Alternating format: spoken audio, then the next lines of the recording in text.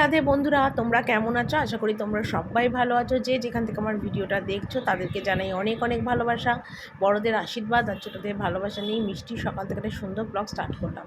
ঘুম থেকে উঠেছি আরও আধ ঘন্টা আগে, কিন্তু ঘুম থেকে উঠেও ভিডিওটা স্টার্ট করে নিয়ে ওপরে ছিলাম, মানে দোতলায়।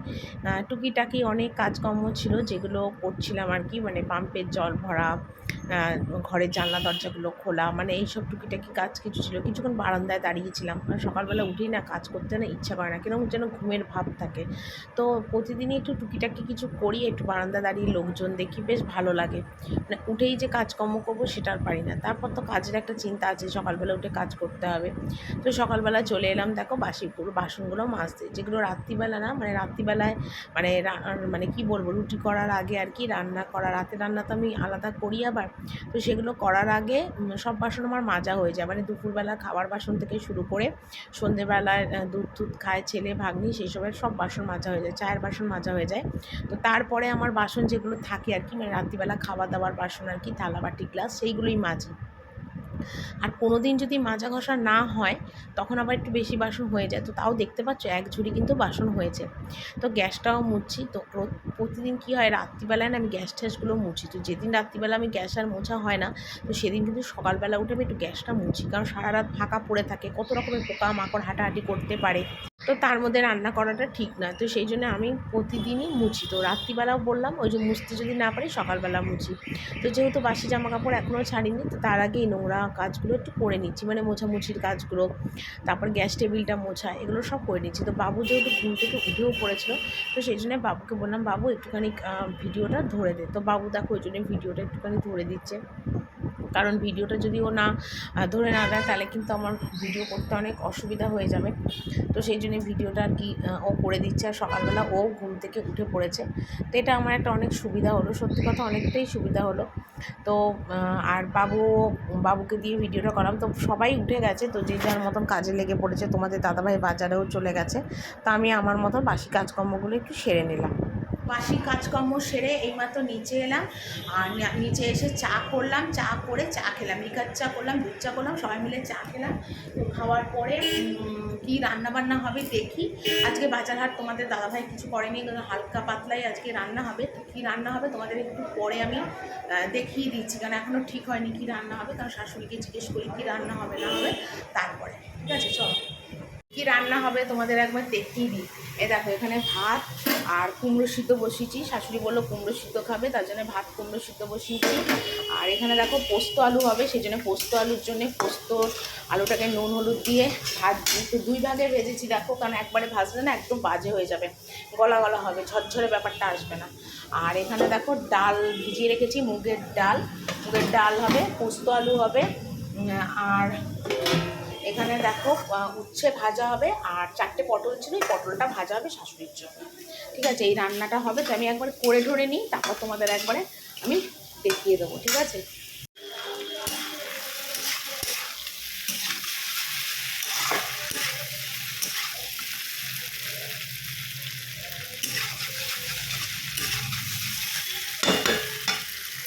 ঘড়িতে বাজে 2টো, আর এইমাত্র আমার রান্না কমপ্লিট হলো। চলো তোমাদের একবার রান্নাটা একবার দেখিয়ে দিই। এখানে দেখো ভাত করেছি, আর ভাতে না কুমড়ো সিদ্ধ দিয়েছি, কিন্তু কুমড়ো সিদ্ধটা দেখা যাচ্ছে না, ভাতের তলায় চাপা পড়ে গেছে। আর এখানে দেখো মুগের ডাল করেছি, কালো জিরা ফোড়ন তেজপাতা শুকনো লঙ্কা ফোড়ন দিয়ে। আর এখানে করেছি দেখো পোস্ত আলু। এখান থেকে আমার ছেলে খেয়েছে, ভাগ্নি খেয়েছে, আর এতটা আছে পোস্ত। আর এখানে দেখো ডাল সিদ্ধ রেখেছি, মুগের ডাল সিদ্ধ, পটল ভাজা, উচ্ছে ভাজা। ঠিক আছে, এই হলো আজকে আমার দুপুরের মেনু। তো আমি এখন বন্ধুরা খেতে বসে গেছি। এখানে ভাত নিয়েছি, পোস্ত আলু নিয়েছি, উচ্ছে ভাজা নিয়েছি, আর মুগের ডাল। তো এখন আমি একটু খেয়ে নিই, কারণ 2টো বেজে গেছে আর খিদেও পেয়েছে। ভাত খেয়ে নিই, তারপর বাকি কাজকর্মগুলো আবার করব। তো রান্নাঘরের কাজকর্ম কমপ্লিট করে সোজা ওপরে এলাম। আর কালকে যেগুলো কেচেছিলাম কিছু জামা কাপড় শুকিয়ে গেছে, আর কিছু কিছু না ভেজা। তো কদিন ধরে প্রচণ্ড বৃষ্টি হচ্ছিল, তো সেই কারণের জন্য জামা কাপড়গুলো সমস্ত শুকোয়নি। আর দেখতে পাচ্ছ কত জামা কাপড়। আর আমার এই ঘরের বারান্দাটা না প্রচণ্ড সরু, তোমরা দেখেই নিশ্চয়ই বুঝতে পারছো এতটাই সরু, মানে একজন ছাড়া দুজন এখানে ঢুকতেই পারবে না। আর দড়ি লাগানো রয়েছে, তো জামা কাপড়গুলোও না গিজগিজি করে মেলতে হয়, কেন কিছু করার নেই যেহেতু বারান্দাটা সরু। আর ওপরে বারান্দায় মেলি, কিন্তু কী বলো তো, ওপরে বারান্দাটা সারাক্ষণ বন্ধ থাকে তো শুকোয় না। আর এই বারান্দাটায় মেললে জামা কাপড়গুলো আমার সব শুকিয়ে যায়, কারণ বাইরে হাওয়াটা ঢোকে, তাপ রোদ উঠলে রোদের তাপটা ঢোকে, শুকিয়ে যায়। আর বর্ষাকাল বুঝতেই পারছো, রোজকার জামা কাপড় কিন্তু রোজ এখন শুকোয় না, দুদিন একদিন টাইম লাগে জামা কাপড়গুলো শুকোতে।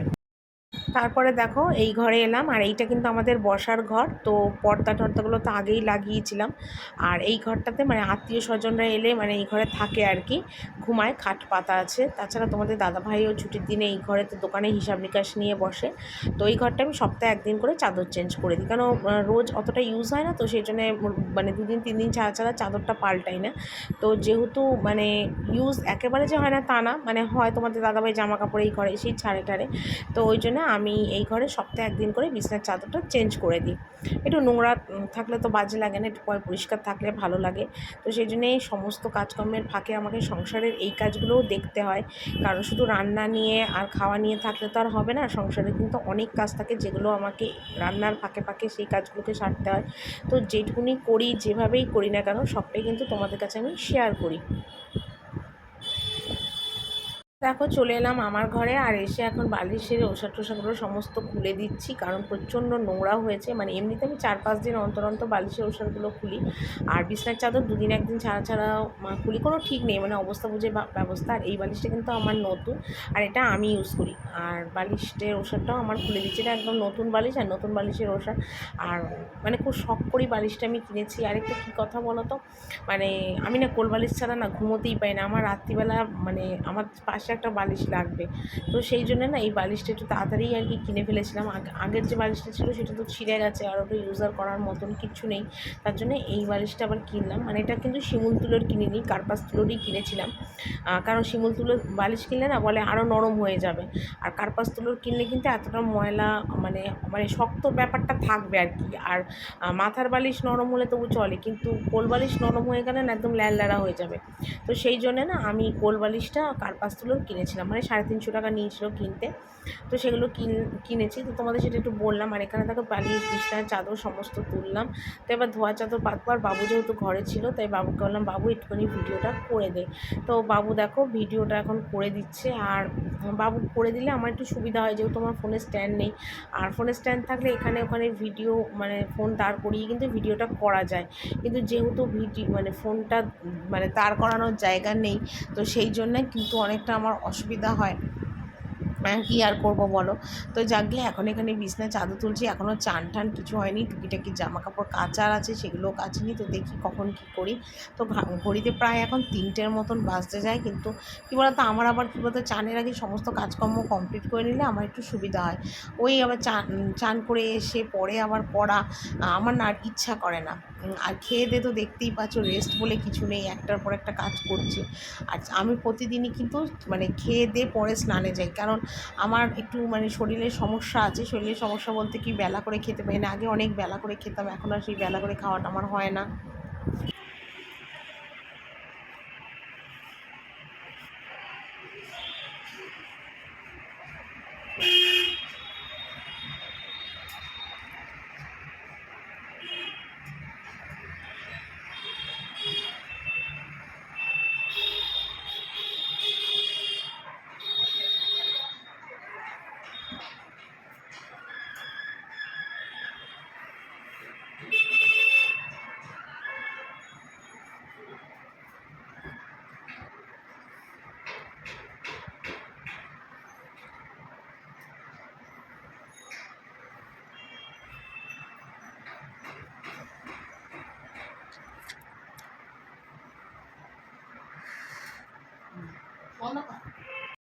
আর এখানে দেখো জামা কাপড়গুলো সমস্ত ভাঁজ করছি, যেগুলো মানে বারান্দা থেকে তুললাম, তো সেগুলো ভাঁজ করছি। তাছাড়া এখনও কিছু রয়েছে, মানে একবারে সমস্ত জামাকাপড়গুলোই আজকে ভাঁজ করব, কারণ আমি না রোজ জামাকাপড় ভাঁজ করে উঠতে পারি না।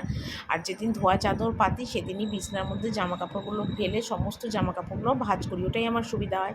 আর নয়তো কী হয় বলো তো, মেঝেতে বসে বসে আমার জামাকাপড় ভাঁজ করতে, আর মেঝেতে না আমি ঠিক বসতে পারি না, কেন বলো তো, আমার কিন্তু কোমরে স্পন্ডালাইটিস আছে, আর প্লাস আমার হাঁটুতে আছে ইউরিক অ্যাসিড, কোনোটাই আমার মানে কি বলবো, মানে অনেকটাই শরীরের প্রবলেম। তো সেই কারণের জন্য না মানে মেঝেতে বসে বেশিক্ষণ মানে কোনো কাজ করতে পারি না। তো সেই জন্যে আমাকে এরকম দাঁড়িয়ে দাঁড়িয়ে জামাকাপড় ভাঁজ করতে আমার অনেকটা সুবিধা হয়, তো সেই জন্যে জামাকাপড় দাঁড়িয়ে দাঁড়িয়েই ভাঁজ করি। তো দেখতেই পাচ্ছ এখানে অনেকগুলো জামাকাপড় তো রয়েছে, একটা একটা করে সব ভাঁজ করে নিচ্ছি। তো এখানে দেখো বাবুর জন্য বিকেলবেলা সন্ধ্যেবেলা টিফিন করে নিয়ে এসেছি চাউমিন সোয়াবিন দিয়ে, তো বাবু এরকম খেতে অনেক ভালোবাসে, তো সেই জন্যে আর বাবু খাচ্ছে আর এদিকে কমেডি ভিডিও দেখছে, কারণ বাবু কমেডি ভিডিও দেখতে প্রচণ্ড ভালোবাসে ইউটিউবে, তো ওগুলো দেখছে। আর আমিও দেখো এই ফাঁকে একটু রেস্ট করে নিচ্ছি, কারণ অনেক কাজকর্ম তো সারলাম সারাদিনে। আর এখন ঘড়িতে দেখতেই পাচ্ছ 6:15 বাজে। তো চলো বন্ধুরা, আজকের ভিডিওটা এখানেই শেষ করছি, কালকে একটা সুন্দর ভিডিও নিয়ে চলে আসবো। টাটা, সবাই ভালো থেকো।